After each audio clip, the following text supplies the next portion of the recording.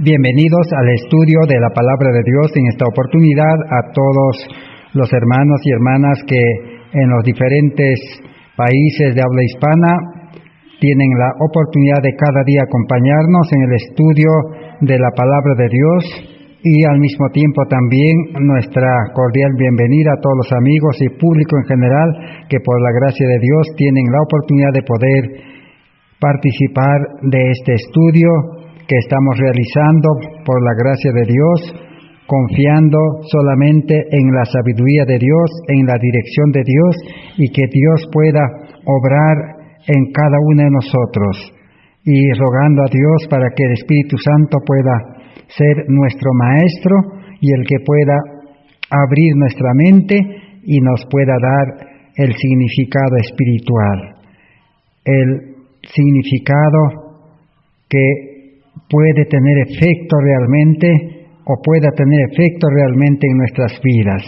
para salvación, para la santidad y para una vida cristiana plena. Estamos en el estudio número 290 de esta serie de justificación por la fe, el precioso mensaje de salvación que Dios envió para este tiempo del fin en 1888. En 1888, dos pastores, Alonzo T. Jones y el pastor Waggoner, presentaron este mensaje de Cristo nuestra justicia, que el creyente, el profeso cristiano, el religioso, necesita realmente aceptar la justicia de Cristo. Y la justicia de Cristo es dado en una forma espontánea, gratuita y por gracia al pecador que está dispuesto a dejar su vida, al pecador que está dispuesto a desechar, a renunciar a su vida carnal o a su vida egoísta para recibir una vida de santidad, una vida de justicia, que es el manto de la justicia de Cristo, o la justicia imputada y la justicia impartida, que realmente es la vida de Cristo. Así que el cristiano verdadero tiene esa opción de comenzar a vivir la vida de Cristo.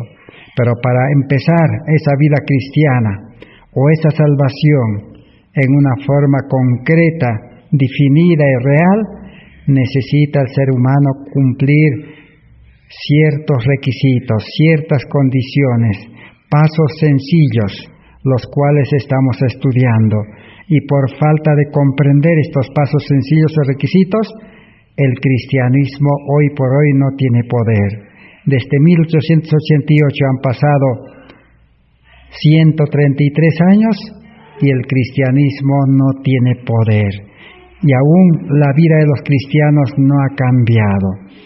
No se tiene el carácter de Cristo, la imagen de Cristo, un carácter perfecto, una vida sin pecado. Y si es que hay en el mundo de algunos creyentes o muchos creyentes, posiblemente ellos ya están predicando con poder, están dando a conocer al mundo de que realmente el Evangelio funciona, el Evangelio salva, el Evangelio tiene poder, y el Evangelio libera del pecado, y el Evangelio es la clave para enfrentar la crisis final y para permanecer firmes durante estos últimos días en que tres poderes en este mundo se están uniendo, y esos tres poderes han de manejar a la humanidad.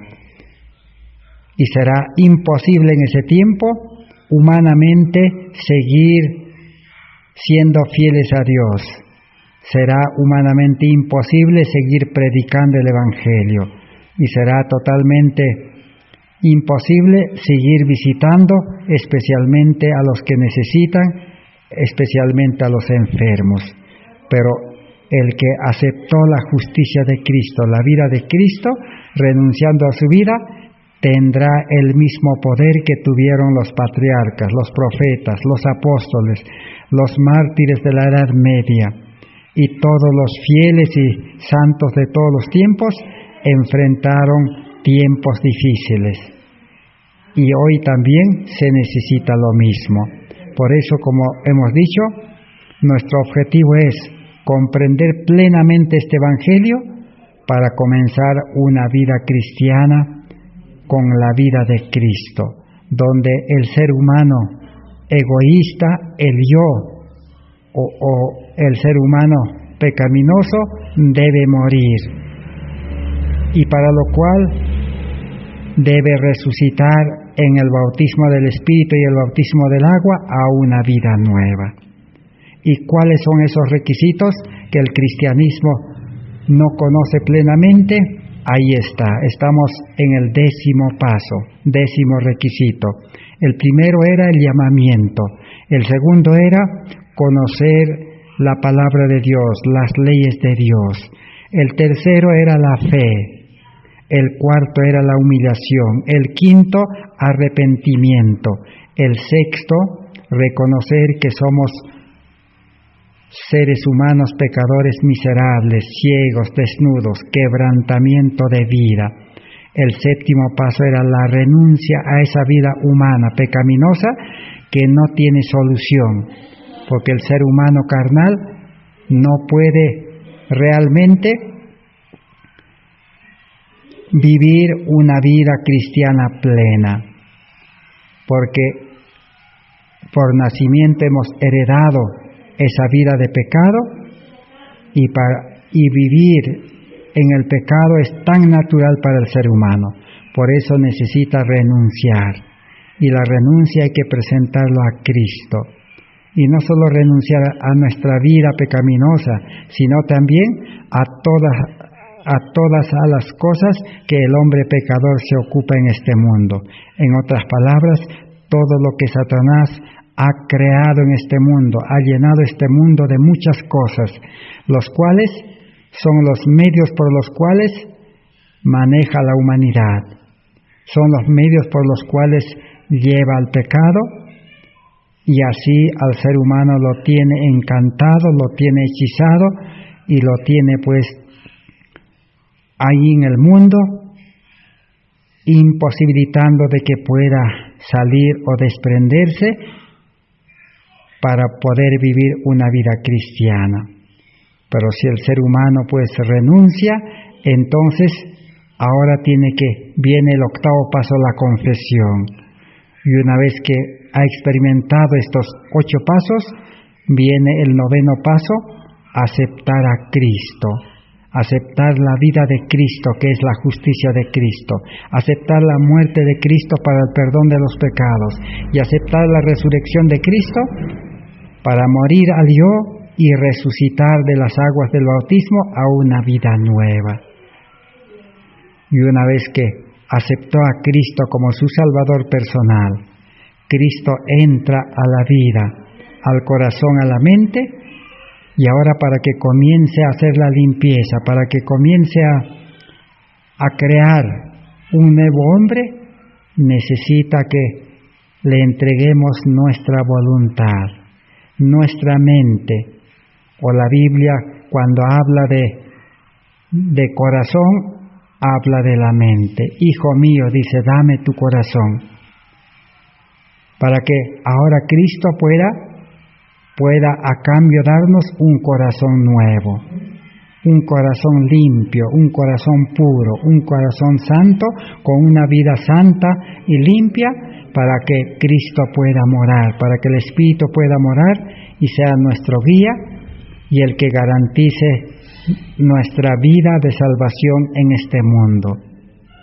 Estamos entonces ahí en el 9º o en el 10º paso, entrega de la voluntad. Pero para entregar la voluntad necesitamos entregar la mente.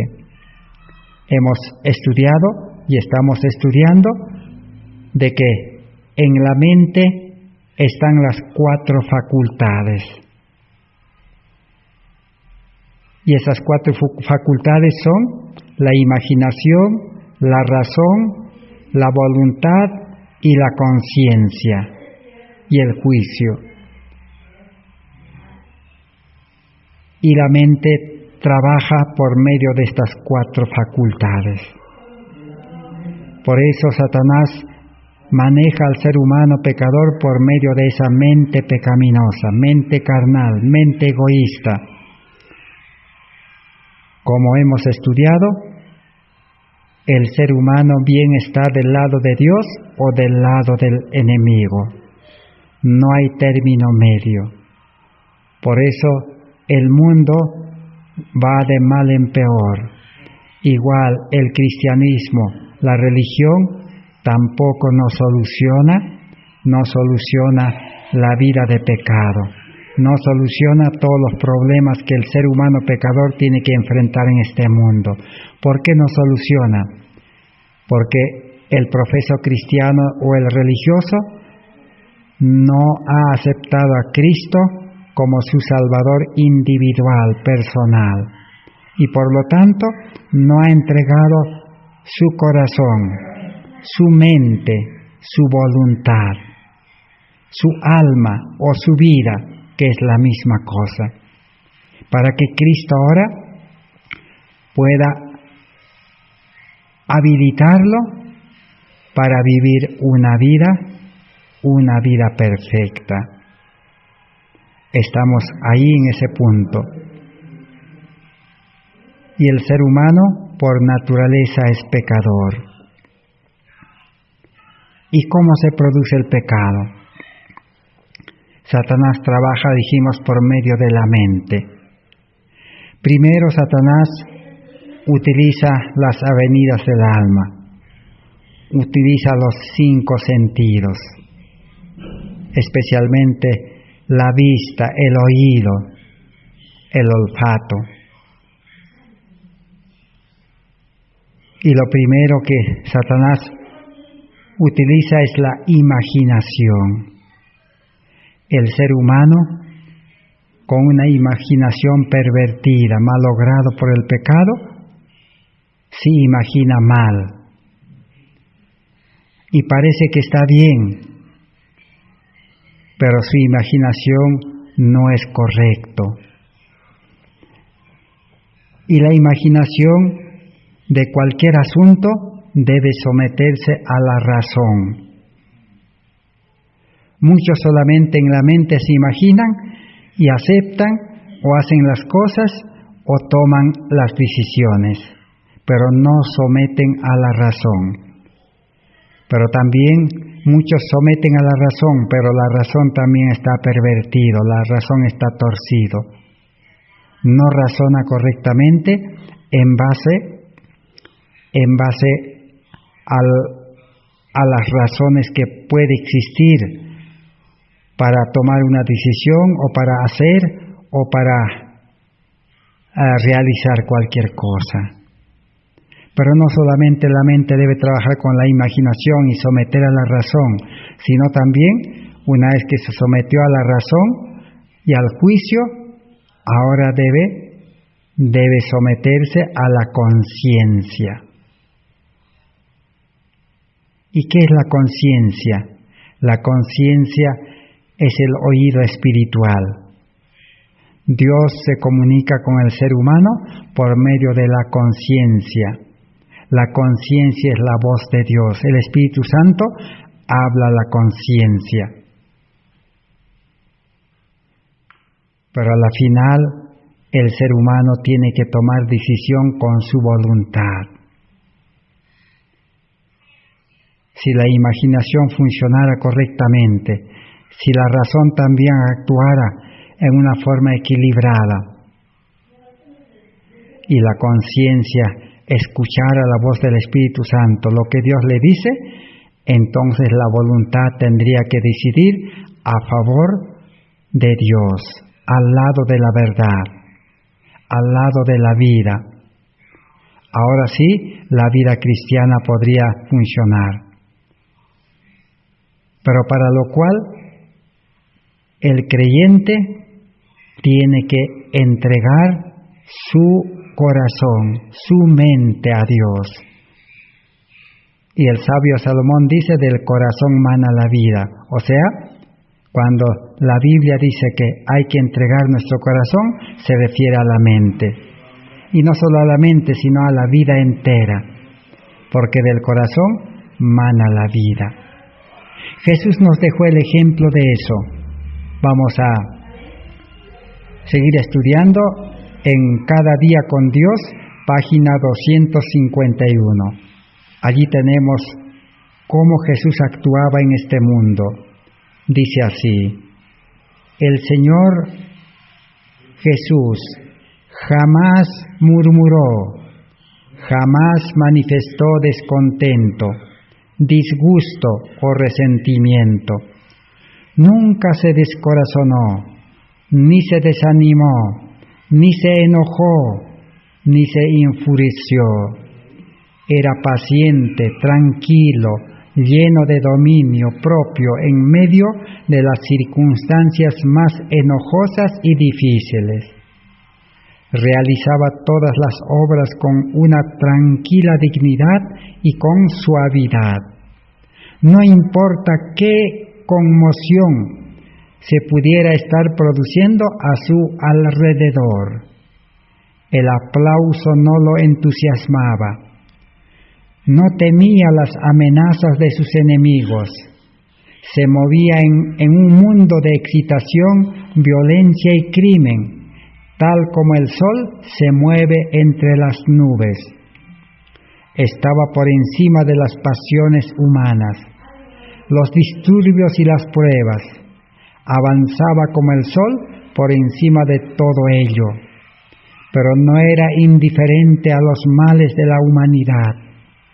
Su corazón se conmovía por los sufrimientos y las necesidades de sus hermanos como si él mismo fuera afligido. Poseía una gozosa calma interior, una serena paz. Su voluntad siempre estaba subordinada a la de su Padre. Ahí estaba el secreto de la vida de reposo, de paz y de la vida sin pecado de Cristo. Su voluntad siempre estaba subordinada a la de su Padre. Jesús, a pesar que era Hijo de Dios, en este mundo encarnado, aún siendo Dios mismo, Jesús nunca actuó, dice, con su voluntad, como ser humano. Siempre su voluntad estaba unido, subordinado a la de su Padre Dios. Ese era el secreto. Por eso Jesús decía: no se haga mi voluntad, sino la tuya. Hemos leído ya en un estudio anterior.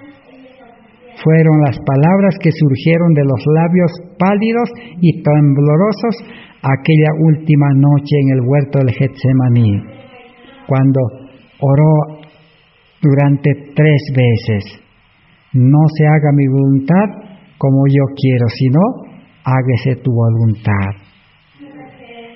Por eso Jesús enfrentó el apresamiento, enfrentó los insultos, enfrentó los castigos, enfrentó las burlas, enfrentó toda clase de males que el ser humano carnal pueda producir contra alguien. Y a la final fue puesto en la cruz y crucificado. Y Jesús nunca dio lugar, dice, a la ira, a la cólera, a la violencia, a la excitación. Nunca dio lugar a murmurar, a quejarse, a estar descontento, a resentirse. Nunca se desanimó, nunca se enojó, nunca respondió. Fue paciente, tranquilo, lleno de dominio propio en medio de las circunstancias enojosas y difíciles de la vida. Enfrentó todos los momentos difíciles. No tenía miedo a las amenazas de sus enemigos. Se movía, dice, así como el sol se mueve firmemente entre las nubes, y avanzaba, dice, así como el sol avanza firmemente hasta ser pleno al mediodía. Ese es el ejemplo que nos dejó. Y esa es la vida que nos quiere dar si nosotros aceptamos verdaderamente a Cristo como nuestro Salvador personal. Y nosotros, si por medio del nuevo nacimiento, como le dijo Dios a Nicodemo, tienes que nacer de nuevo, si por el nuevo nacimiento del Espíritu empezamos esa vida cristiana, podemos vivir como Cristo, sin quejarnos. El verdadero cristiano nunca se queja, es paciente, tranquilo, tiene dominio propio porque el Espíritu Santo es el que genera el dominio. Nunca se enoja, nunca se queda estancado, crece así como el sol. Esa es la vida que está dispuesto para todo verdadero creyente. Entonces, Salomón en Proverbios 4:18 no se equivocó, que dijo, la vida, dice, la luz de los justos es como la luz de la aurora que va en aumento hasta que el día es perfecto. La vida del cristiano, la vida del justo es como la salida del sol, que cuando el sol sale no se queda allí, ni se regresa, ni se oscurece, cada vez es más claro, cada vez produce más calor, hasta que llega a su plenitud del mediodía. Así es la vida del cristiano que comienza a vivir la vida de Cristo. Por eso el verdadero cristiano, por la gracia de Dios y por el poder del Espíritu Santo de Cristo que mora en él, ese poder comienza a liberarlo de toda la vida de injusticia de este mundo.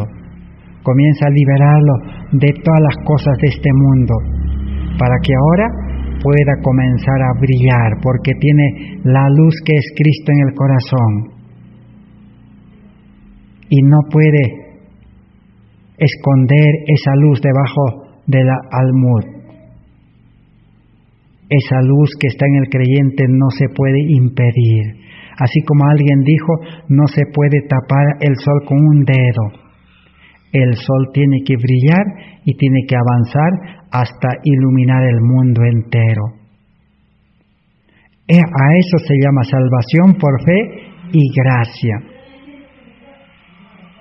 Pero Satanás ha creado una religión imaginaria, una religión falsa, una religión de engaño, una religión superficial, una religión de apariencia de piedad, una religión donde los creyentes piensan de que solamente hay que ir a la iglesia, a la reunión, hay que hacer los cultos y hay que predicar la teoría del Evangelio sin poder y hay que pagar los diezmos y hacer otras ceremonias y otros ritos, eso es todo. Claro que todo eso es necesario, pero primero lo básico es aceptar a Cristo, nacer a vida nueva. El que ha nacido a vida nueva, entonces espontáneamente, como algo natural, de su corazón brotará toda esa paciencia, la tranquilidad, el dominio propio. Ya no se enojará, enfrentará, dice, todas las amenazas de los enemigos. Enfrentará la violencia, el crimen, la excitación, todo, sin perturbarse, sin molestarse, serenamente, así como Jesús. En su mente, en su corazón, estará en paz.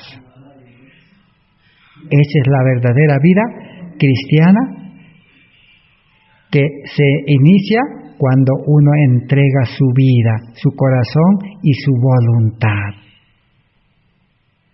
Entonces, ¿cómo debe empezar la vida cristiana? Vamos a leer en el libro Mensajes para Jóvenes, página 50. Dice así: cuando Cristo habla del nuevo corazón, se refiere a la mente, a la vida y al ser entero. Así que cuando la Biblia habla del nuevo corazón, ¿a qué se refiere? No se refiere al corazón físico, a ese corazón físico que el ser humano tiene en el lado izquierdo. Está en el lado izquierdo, el corazón físico, pero no se refiere. El sabio Salomón dice, el corazón, dice, del sabio está a su mano derecha. O sea, se refiere a la mente, a la vida, al ser entero. Entonces, cuando la palabra de Dios dice que debemos entregar nuestro corazón y entregar nuestra voluntad, se refiere a la mente, a la vida y al ser entero. Y lo que no nos hemos preguntado todos es, ¿qué va a pasar de nuestra vida si le entregamos nuestra mente? Ya no vamos a poder pensar, ni planificar, ni actuar. Si entregamos la vida, el ser entero, entonces ya no vamos a poder volver al mundo a realizar las actividades comunes, seculares, que el ser humano carnal estaba acostumbrado todos los días. Ya no, ya. ¿Por qué? No es que el ser humano carnal que aceptó a Cristo ya no debe regresar, no es así. Sino que cuando uno acepta a Cristo, como hemos visto, renuncia a su vida. Y Dios dice, crea un nuevo hombre, a su imagen y semejanza, porque Dios es creador. Hace nacer un nuevo hombre por el engendramiento del Espíritu Santo. Pero ese nuevo hombre ya no tiene mente carnal, corazón egoísta, ya no, sino es un hombre espiritual, con un corazón limpio, puro, santo, lleno de amor, donde está escrito, dice la ley de Dios. Tiene una mente de Cristo, una mente que Cristo le ha dado, una mente sabia, así como aquella mente que le dio a Salomón, hemos estudiado ya. Salomón solamente pidió sabiduría, una mente sabia, porque Salomón reconoció y dijo, soy como un muchacho, no sé cómo salir y entrar, y entregó su vida a Cristo, y Dios le dio, dice, una mente sabia, una mente llena de amor. Entonces, un ser humano así o espiritual, el hombre espiritual pone sus miras, dice, en las cosas de arriba nada más. Al hombre espiritual no le interesan las cosas de este mundo. Sencillamente es así. No tiene concupiscencias a las cosas de este mundo. No ama el mundo, sino que ama las cosas de Dios. Ama a Dios, ama a su prójimo. Sus afectos están centrados a las cosas de arriba, eternas, imperecederas. Pero el hombre carnal, natural, egoísta que ha nacido, por naturaleza mira a las cosas de la tierra, le gustan las cosas del mundo. Su afecto está enteramente depositado en las cosas de esta vida. Entonces no puede volverse un cristiano ese hombre carnal. Nada lo puede cambiar. Ni el castigo, ni la amenaza, ni las leyes, nada, dice. Por eso Pablo dice, debe morir y debe nacer un hombre nuevo. Pero para lo cual necesita, que es el 10º paso, entrega del corazón, entrega de la mente, entrega de la voluntad, la vida, el ser entero. Experimentar un cambio de corazón es apartar los afectos del mundo y fijarlos en Cristo. En la experiencia el cambio de corazón, ¿qué significa? Que los afectos, nuestro amor al mundo ya cambia. Nuestro afecto y amor es a las cosas de Dios, a las cosas de arriba, a Cristo.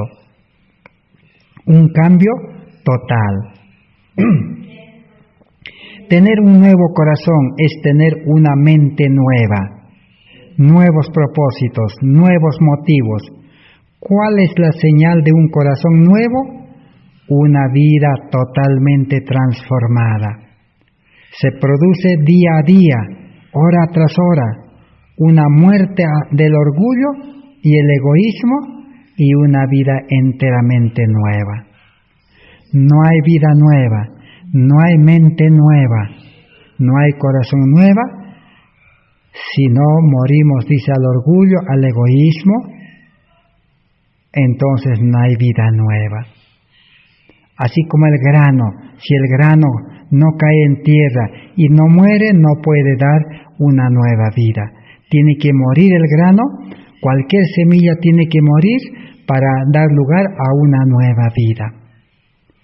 Así Cristo quiso hacer entender cuando estaba en esta tierra, y hoy sigue esa enseñanza. Pero el mundo religioso, el cristianismo moderno, no quiere entender. El orgullo religioso no le permite, porque el creyente profeso dice: yo sé la palabra de Dios, yo soy cristiano, yo soy hijo de Dios, yo soy fiel a Dios,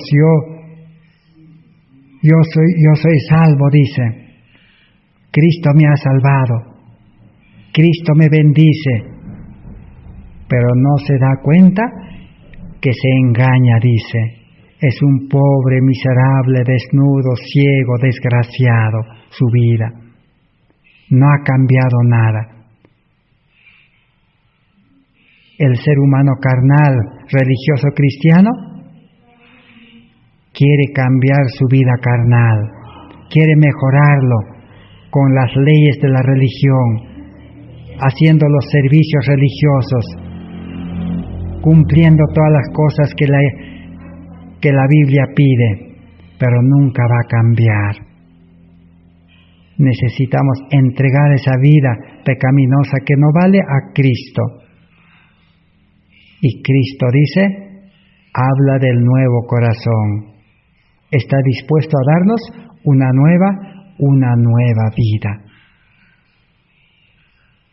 En el libro, vamos a leer ahora, en Dios nos cuida, página 223, dice así: el hombre natural tiene sabiduría humana y el hombre espiritual tiene la sabiduría espiritual. Está registrado en 1 Corintios 2, 14, 15, 16. Porque ¿quién conoció la mente del Señor para instruirlo? En cambio, Pablo dice a los verdaderos creyentes, nosotros tenemos la mente de Cristo. El que ha pasado de vida o de muerte a vida, el que ha experimentado conversión, nuevo nacimiento, nace con la mente de Cristo.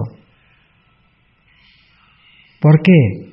Porque ha entregado su mente, su corazón, su voluntad, todo a Cristo, y Cristo ahora le da una nueva vida. Porque el hombre natural, con la sabiduría humana, dice, no va a poder comprender la palabra de Dios y no va a poder vivir una vida religiosa cristiana plena. Sigamos aprendiendo. La levadura, dice, escondida en la harina, trabaja en forma invisible para hacer que toda la masa se halle bajo el proceso del leudamiento. Así que la levadura, cuando se coloca en la masa de harina, ¿qué hace? Trabaja invisiblemente para hacer crecer la masa y leudarlo. Así, la levadura de la verdad trabaja secreta, silenciosa, invariablemente para transformar el alma. Las inclinaciones naturales son mitigadas y sometidas. Nuevos pensamientos, nuevos sentimientos, nuevos motivos son implantados. Se traza una nueva norma de carácter. la vida de Cristo, la mente es cambiada, las facultades son despertadas para obrar en nuevas direcciones, la conciencia se despierta. Ahí está una verdadera conversión. ¿Quién es la verdad? La verdad es como la levadura, dice. Jesús dijo, yo soy el camino, la verdad y la vida, y la verdad os libertará. La verdad es Cristo, y la revelación de Cristo es su palabra. Entonces su palabra es verdad, pero la verdad real, la verdad poderosa y viviente es Cristo. En otras palabras, Cristo es como la levadura, que debemos renunciar a todo para que Cristo entre a nuestra vida y ordene y limpie todas las cosas. Y cuando limpia todo, Cristo es creador. Nos dará, dice, una mente cambiada, nueva, un carácter nuevo, nuevos pensamientos, nuevos sentimientos, nuevos motivos son implantados. Aún las facultades de la mente son despertadas, purificadas y ennoblecidas. Es decir, la conciencia se despierta para escuchar la voz del Espíritu Santo. La razón ahora está bajo la dirección del Espíritu Santo para razonar.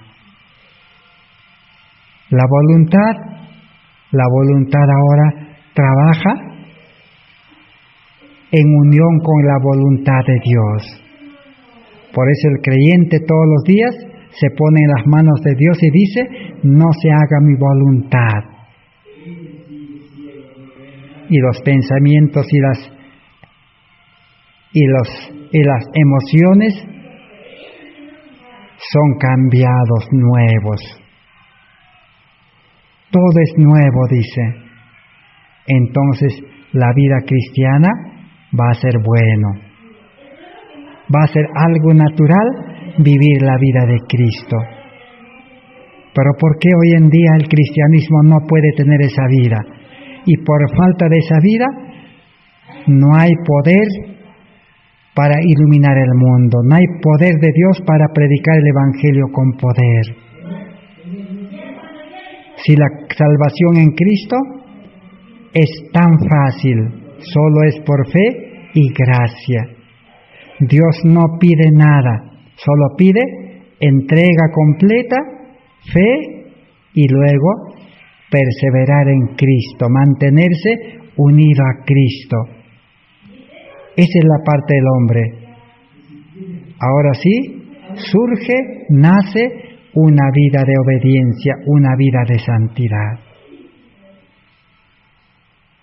Ese es el mensaje de la justificación por la fe. El justo vivirá por la fe.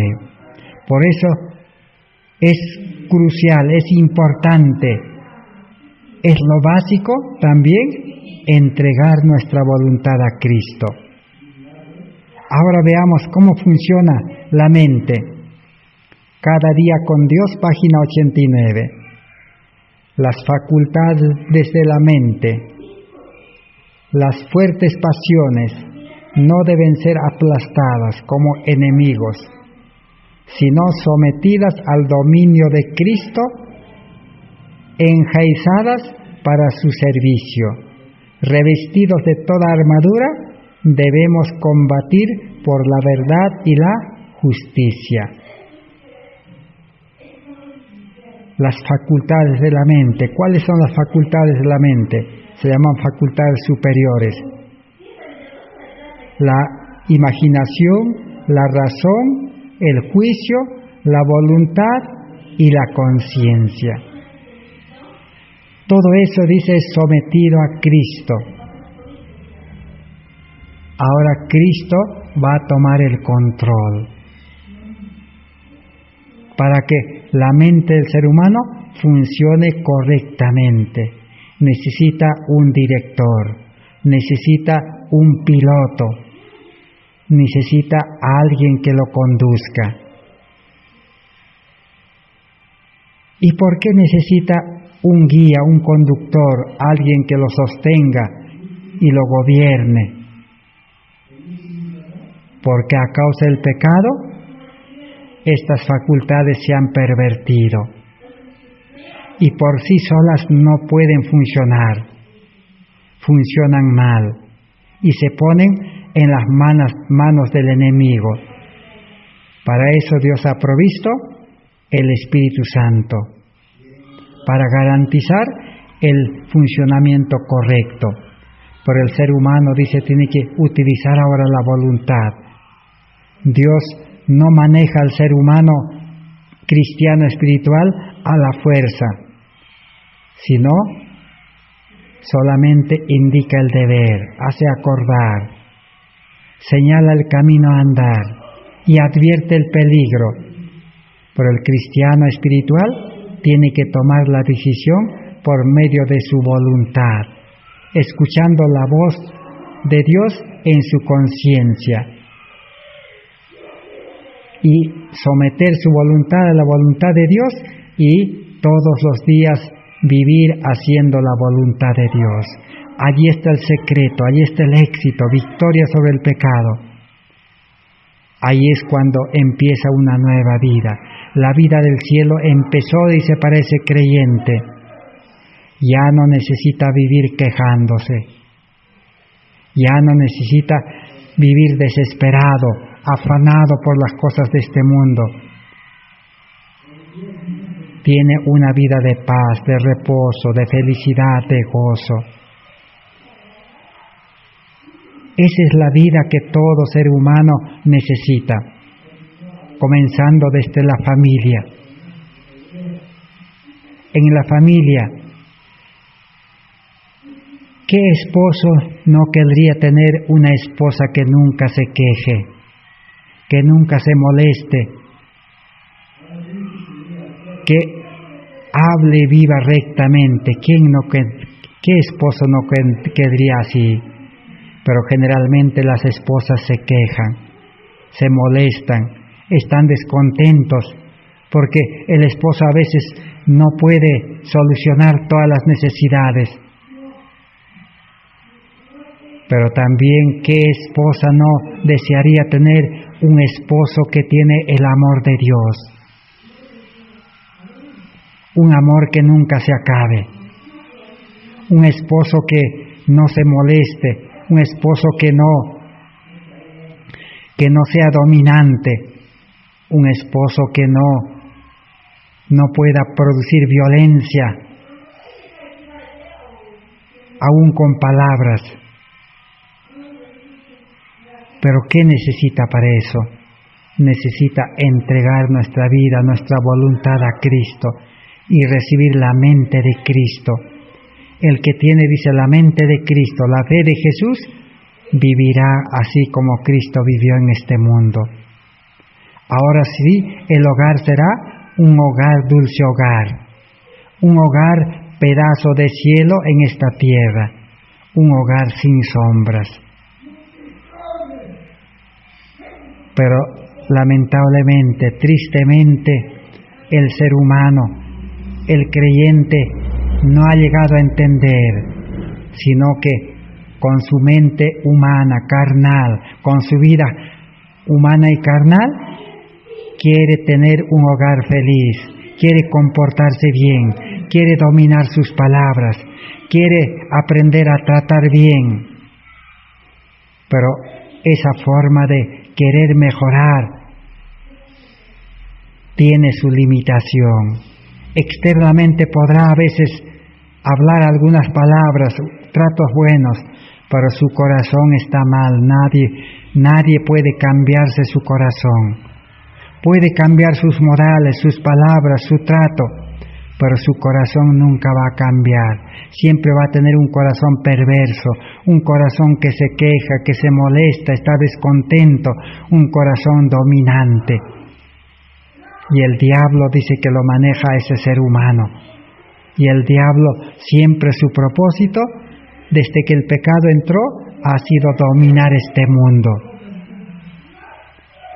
Y de tiempo en tiempo, el diablo ha creado, ha inventado infinidad de métodos para dominar a la humanidad. Y hoy estamos llegando al clímax, al punto final de la historia de este mundo, y el libro de Apocalipsis nos dice que el poder religioso se unirá con el poder civil y con el poder del enemigo, de Satanás. 3 poderes se unirán para manejar este mundo. Allí en ese tiempo se zarandearán los cristianos, los religiosos. Solamente los que tengan la verdadera justicia de Cristo en su vida, los que tengan el carácter de Cristo, el amor de Dios en el corazón, permanecerán firmes. Pero el resto de los creyentes serán zarandeados, serán como la paja que se quema en las llamas y desaparece. En el mismo libro Cada día con Dios, página 348, encontramos lo siguiente: si se le entrega la mente para que la dirija, y si Dios dispone de la posibilidad de moldear y desarrollar las facultades, cada día se recibirá nuevo poder moral de la fuente de toda sabiduría. Si cada día se entrega la mente, ¿para qué? Para que Dios nos dé su mente y pueda dirigirlo a Él por medio de su Espíritu Santo. Ahora sí, nuestra vida se moldeará, se desarrollará con las facultades, dice, purificadas, con las facultades que están sometidas al Espíritu Santo. El huésped celestial, dice, debiera ser invitado para ocupar el trono del alma, para dominar cada impulso de la mente, para colocar aún los pensamientos en sujeción a Jesucristo. Así que el ser humano no solamente necesita entregar su voluntad, su mente, su corazón, para recibir una mente nueva, una voluntad, una razón, una imaginación y una conciencia limpia. No, sino que necesita tener un guía. El Espíritu Santo, dice, es el que dirigirá. El Espíritu Santo es el que guardará de pecar. El Espíritu Santo te hará recordar, dice. El Espíritu Santo por gracia dará poder a la vida y a las palabras que el creyente pueda hablar serán las palabras de Dios. Esa es la verdadera vida cristiana. A fin de conocerlo, 144. Ahora vamos a leer en maravillosa gracia de Dios, página 324. ¿Qué dice allí? Dice: cuando la verdad es recibida, produce cambios radicales en la vida y el carácter. ¿Quién es la verdad? Dijimos, Cristo. Cristo dice: yo soy el camino, la verdad y la vida. Si Cristo es aceptado, dice, en el corazón, y se le entrega la voluntad, Cristo hará, dice, cambios radicales en la vida y el carácter. Un cambio total de vida pecaminoso, de vida egoísta, a una vida de santidad, a una vida de amor. De un carácter deficiente, un carácter pervertido, un carácter torcido, una personalidad, una conducta mala, lo cambiará, dice, a un carácter bueno, al carácter de Cristo. Porque la religión significa la morada de Cristo en el corazón, y donde Él está, el alma prosigue realizando actividad espiritual, creciendo siempre en gracia, avanzando siempre hacia la perfección. Entonces, Cristo debe morar en el corazón. En otras palabras, Cristo debe reinar en el corazón. El reino de la gracia empieza, un reino espiritual, donde quiere Cristo cambiar el corazón, la mente y todas las facultades de la mente y todo el ser entero.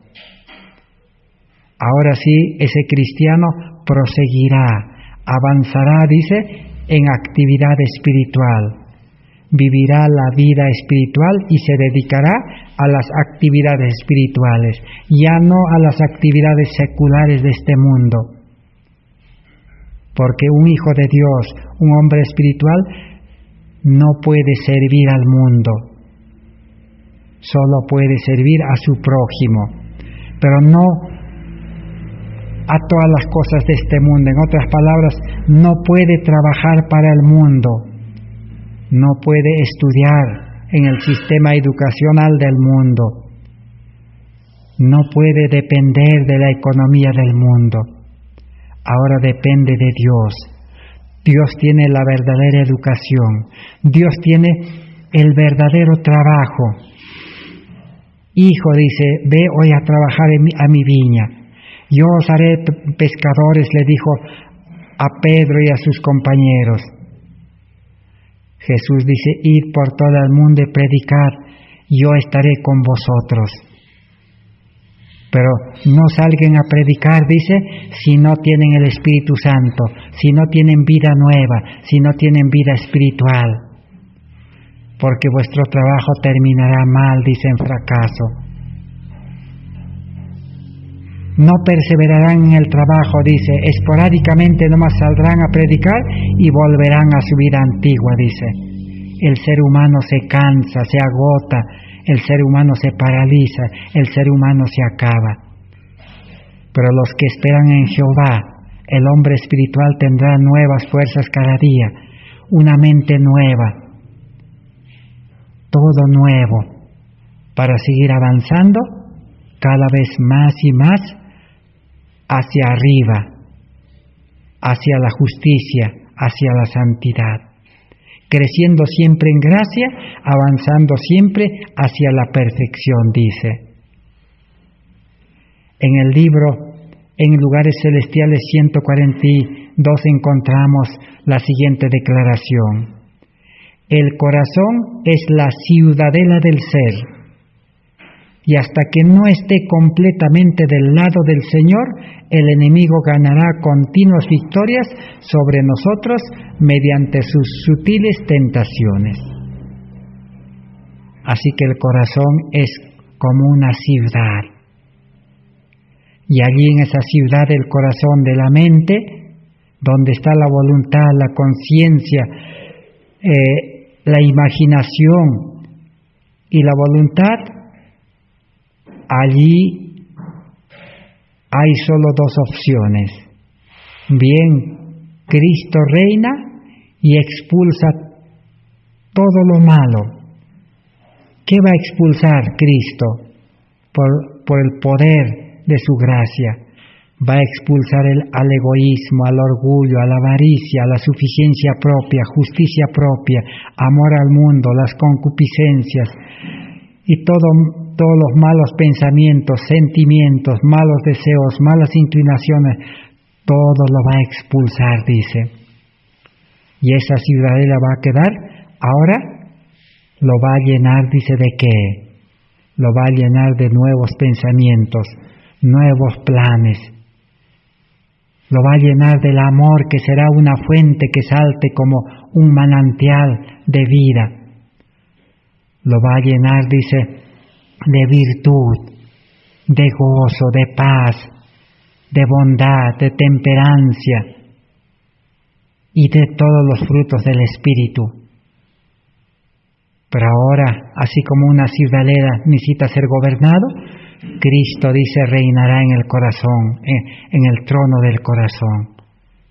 Así los ángeles viven, dice, en el cielo, tienen a Cristo el amor en el corazón, la ley en el corazón.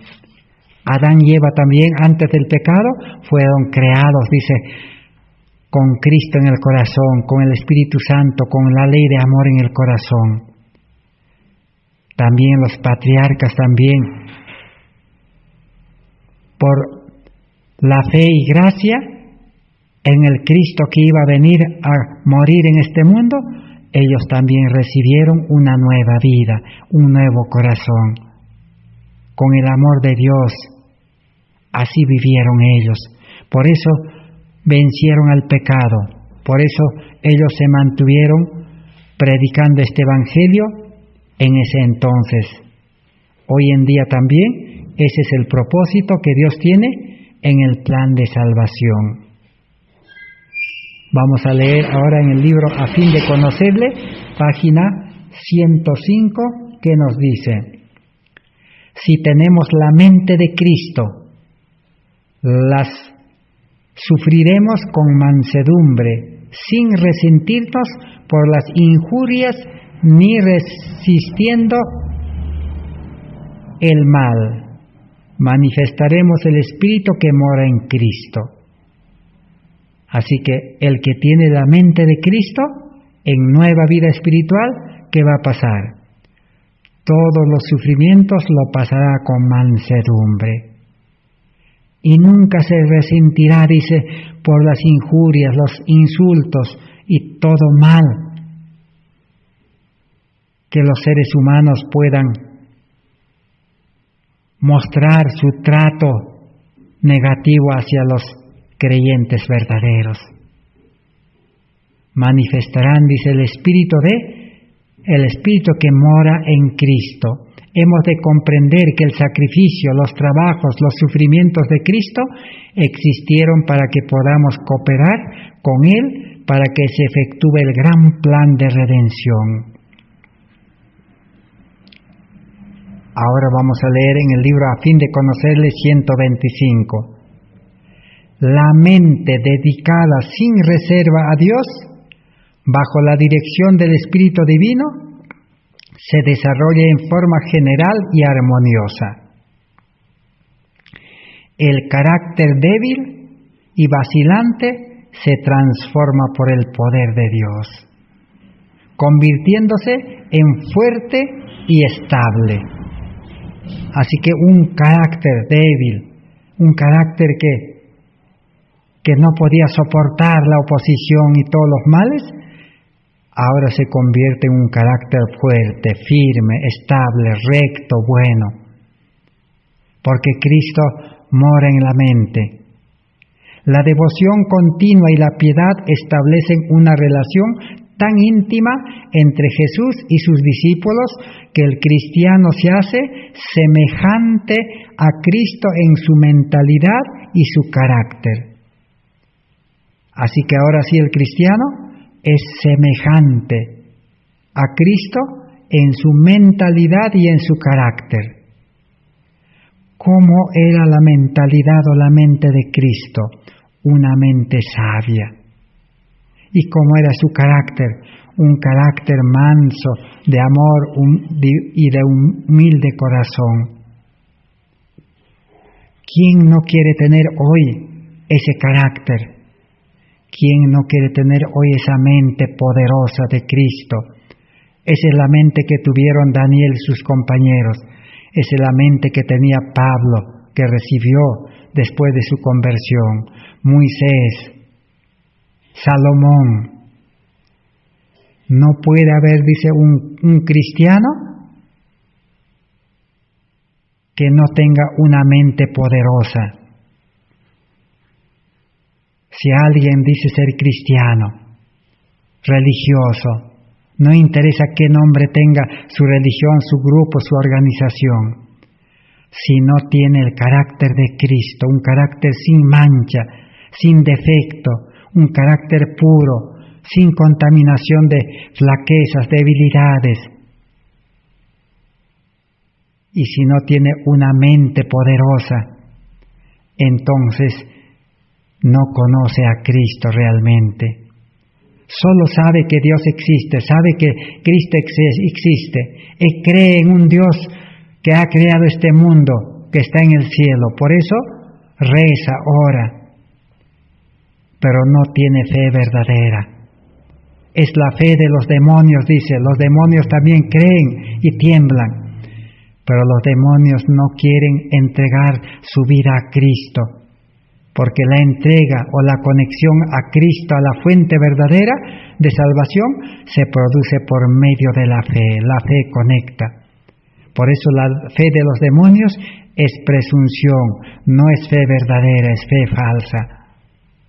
Así también hoy el cristianismo se engaña con una fe falsa, una fe presuntuosa. Porque el que tiene una fe activa, viva, una fe real, genuina, recibe, dice, el carácter de Cristo, tiene el carácter de Cristo, tiene la mente de Cristo.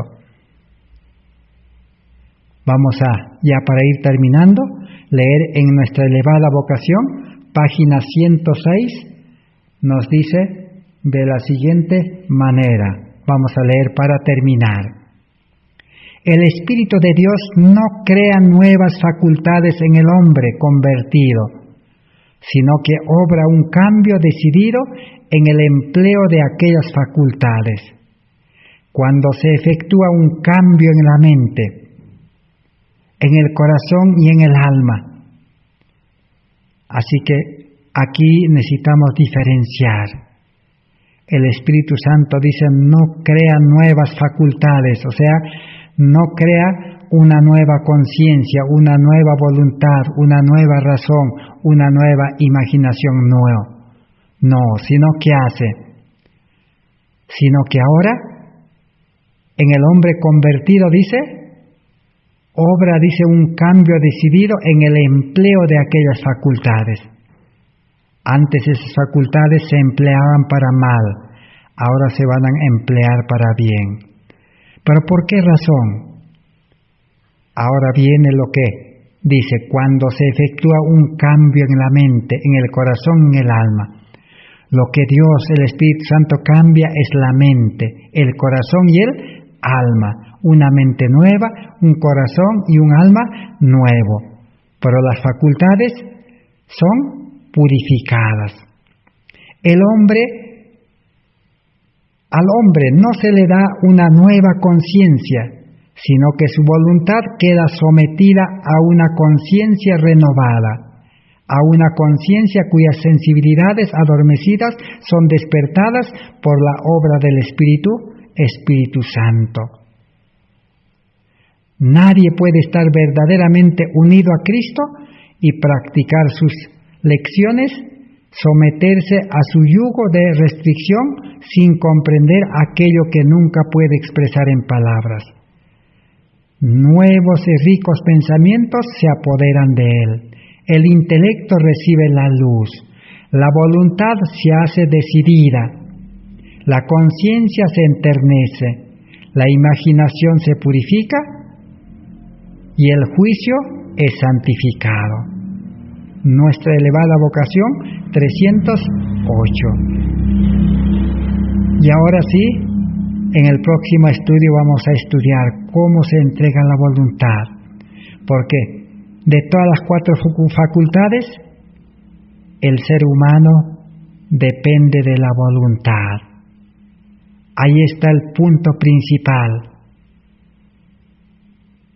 La voluntad actúa para vida o para muerte, para salvación o perdición, para buenas obras o para malas obras, para hacer la voluntad del enemigo o la voluntad de Dios.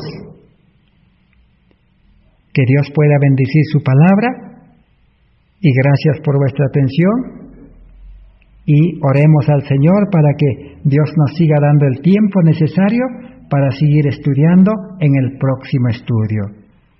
Gracias. Amén.